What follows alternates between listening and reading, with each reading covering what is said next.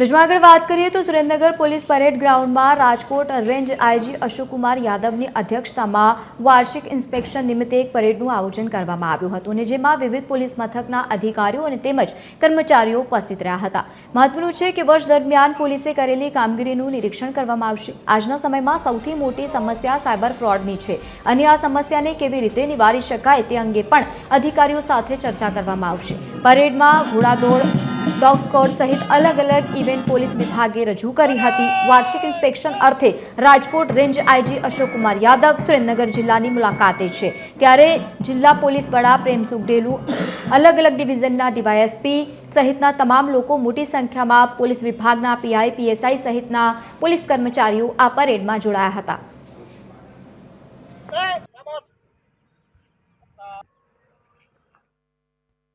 Police અધિક્ષક કચેરીનો વાર્ષિક ઇન્સ્પેક્શન નિમિત્તે એન્યુઅલ પરેડની ઇન્સ્પેક્શન કરવામાં આવેલું છે।